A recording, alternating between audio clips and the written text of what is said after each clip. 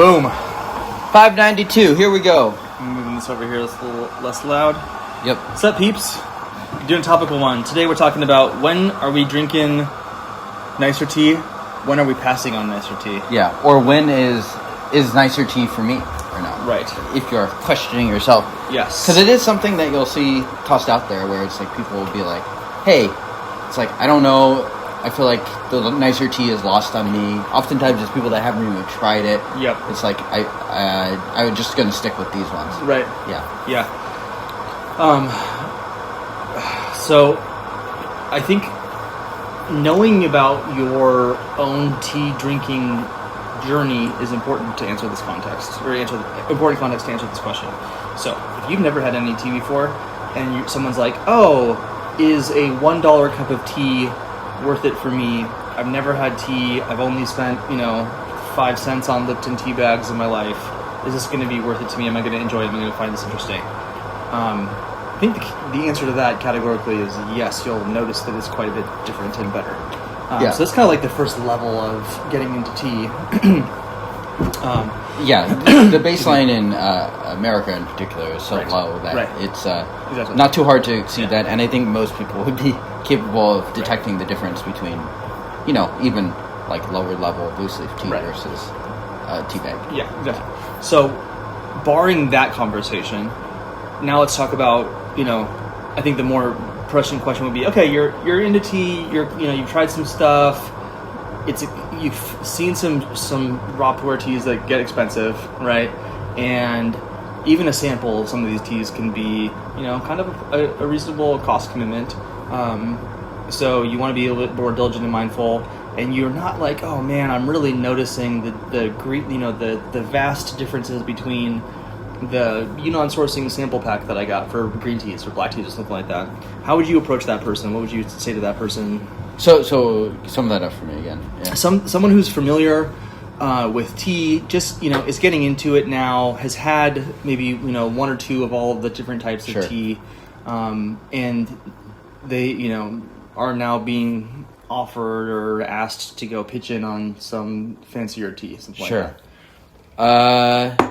Well, I think in general, such experiences are worth it, especially if you can limit the upfront cost, which is the power and group buys and things like that, is that you can get closer to a sample size. I mean, I think in the U.S. in particular, we have the advantage of just, people here are much wealthier than they are in like China or Taiwan, really, on average. So, I mean, that's not to say everyone here is wealthier than people elsewhere, but on average they are. And so I think it's an advantageous place to be in the sense that you can afford. It's like $1 for a really nice session of tea.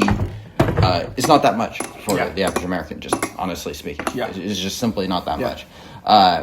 Whereas like that will get you actually, you're talking about 20 cents a gram, which is not like the highest end, most premium B&L boutique that's 22 years old. But it's also not. You can get some good tea for 20 cents. You can get some absolutely good tea at 20 cents a gram. Yeah.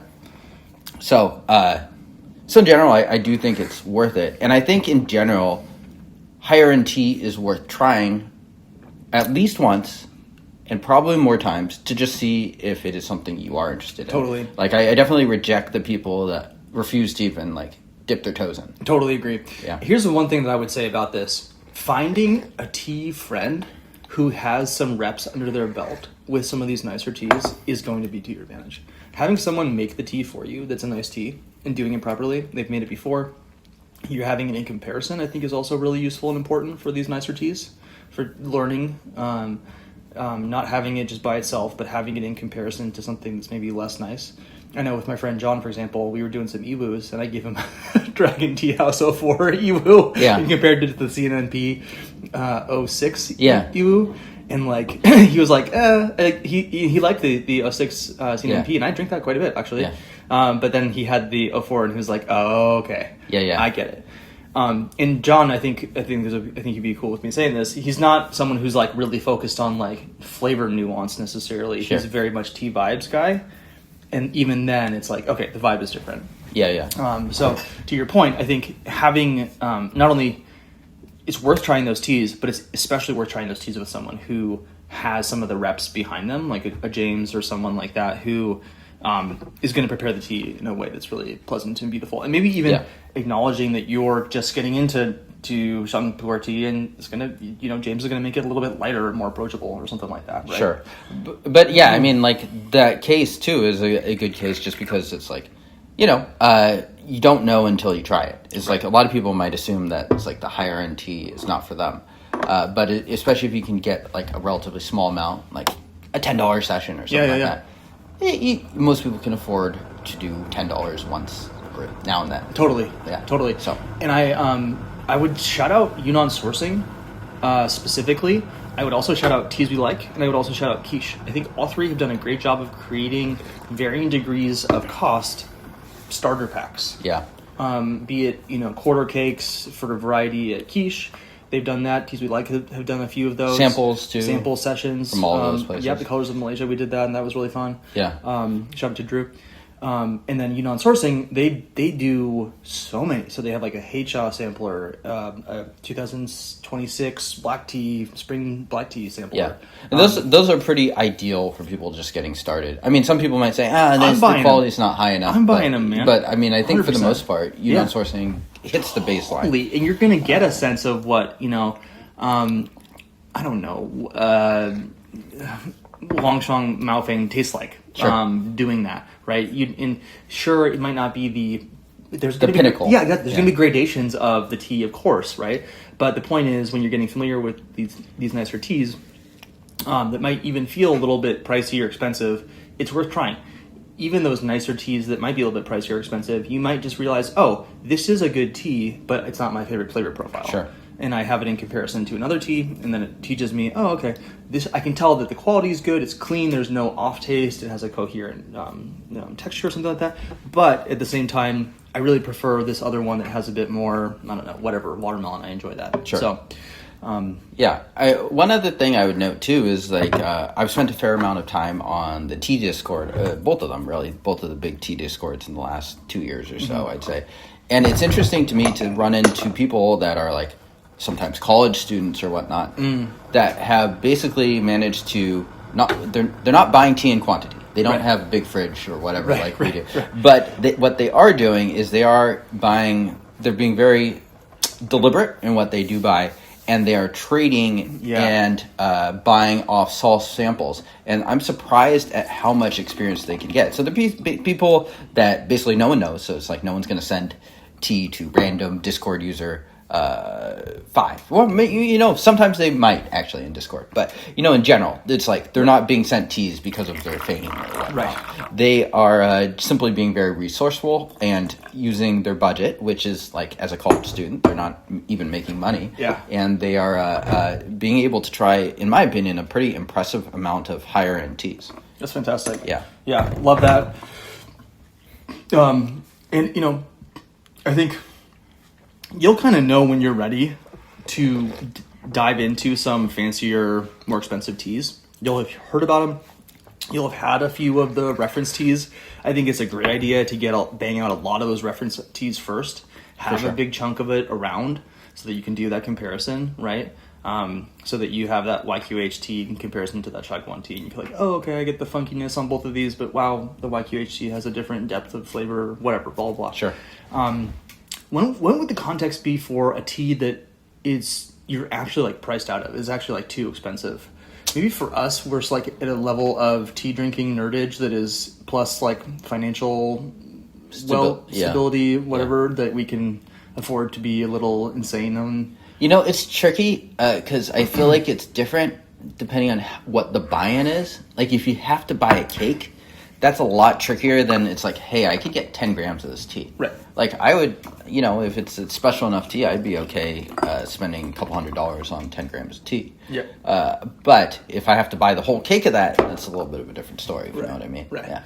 And I'd say that you spending $100, $200 on a 10 grams of tea is the extreme outlier. Yeah, it's rare to even run into such opportunities. Exactly. Of something that I would actually be legitimately interested in. Just having the opportunity itself is rare. Being the kind of person in the context to appreciate and understand it is fairly rare. Having those two things combined is pretty rare. you and I almost are looking for opportunities to have teas that might be, one could say, even like slightly priceless, or hard to price, and they're just unique and different and hard to find. Yeah, and if you're interested in value, they're not worth the price whatsoever. It's not all about value. Yeah, right, exactly. It's not, yeah. So maybe when you're thinking about getting into expensive tea, you do end up making the switch from, I'm thinking about what I'm getting as a price per gram, to I'm buying an experience, and that experience has a cost, and that cost is what it is, and I'm going to enjoy that experience as it is, right? And I'm going to bring to that experience preparation and knowledge and my tea stuff, and have a tea friend with me or whatever. We're going to really enjoy it. So maybe one way to put it too would be don't go into a fancy tea session without a lot of attention and care and planning in mind. Sure. Yeah. Like obviously, but it's worth noting. So maybe what would a case be for you where, okay, the juice is not worth the squeeze in terms of cost? Like in terms of a cake, or not even a cake, but like, how would you decide? Okay, I'm gonna. You know what? This is someone offered this to me, or someone wants to go and split a cake of something, but I'm not quite there. How are you going to make that kind of evaluation? I mean, usually the eliminating factor is the actual tea itself. Right. Something I'm not that interested in because I've tried it before, or because it's just, if someone was like, oh, we got this great matcha from super old trees in this area, even if I trusted the person, I just don't like young tea that much. So I'm just going to say no, because it's like, I'm not interested in 5 grams or 10 grams of really nice matcha. It's just, those things tend to sit around, and I might enjoy it a little bit if I have it, but it's just not interesting. So usually the eliminating factor is the tea itself. I'm trying to think of when an opportunity has arisen. I mean, usually it's like quantity would be another thing. Mm-hmm. It's like if I have to buy a cake and I've never had it before, like $1,000 is just, could I afford it? Yes, technically, but it's a lot of money to spend just blindly. Yeah, totally. Which is why you and I have ended up splitting quite a number of just like, we'll get half a cake each. And there's a lot of duds. A lot of just solo cakes that are just slowly being given to friends and stuff. That's part of the tuition cost. And tuition is inevitable. I mean, you should be having tuition. It's like, if you're not having any tuition, then you're either really spot on, or you aren't pulling the trigger quite enough. In tuition, in this case, you mean not only paying for it, but also having some duds. Mm-hmm. Right. So, I mean, I think, is there a perfect answer for this? No, of course it depends, right?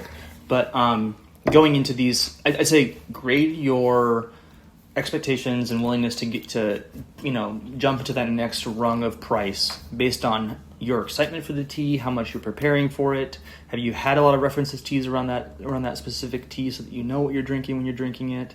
Go into it having done your homework, so that when you're having that $20, $30, $50, $100 session that's really special, really unique, it's a thing that you're going to remember with that one friend for a long time. Sure. That you're really prepared for it. Yeah.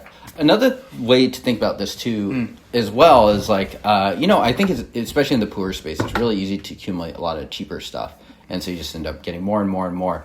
And so, like, if you asked yourself at the beginning of the year or whatever, would I be okay with spending the amount, like if I had to redo it again with the amount I spent in 2025 with this amount of money, how would I actually choose to spend it? And I think a lot of people, or at least I suspect a lot of people, would probably choose to spend a bit more on like fancier teas and higher end teas, and have a little bit less of a haphazard approach to like accumulating a bunch of like, I don't know, $60 cakes or whatever. Totally. Yeah. And I'm guilty of that, and it's easy. You want to find a good really value. Easy. Yeah. You want to find that next tea that's underpriced and get a bunch of it and stuff, for sure. But yeah, to your point, if you look back and say, wow, I spent this much, if I could have done it over again knowing I was going to spend that much, how would I reallocate that money? Odds are probably you might get a little bit less tea and a little bit better quality tea. Yeah. So yeah, I'm definitely on that camp. Although I will say there's not something to be said about having your pile of tea cake gold that is your like factory reference teas. Like, get your freaking Pumador stash sorted on your like classics that you love. That are affordable in terms of like your progression. Sure. But then eventually, we'll talk about that some case where 3 tongs makes sense. Do you have a 3-tone purchase? I I do not. No, the 2010 7542. Oh fuck! I think I do have 3-tone. See, I know Denny's stash better than he does. I do. Yes.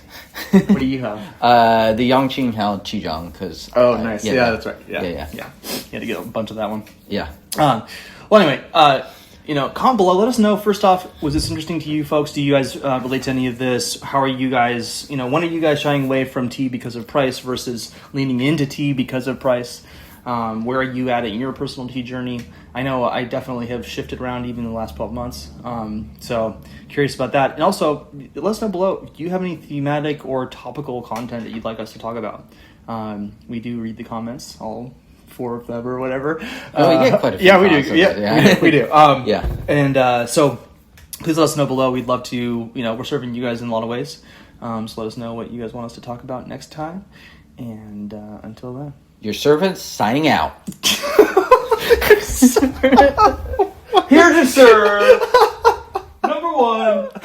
Oh, God. I hope you leave every part of that in there.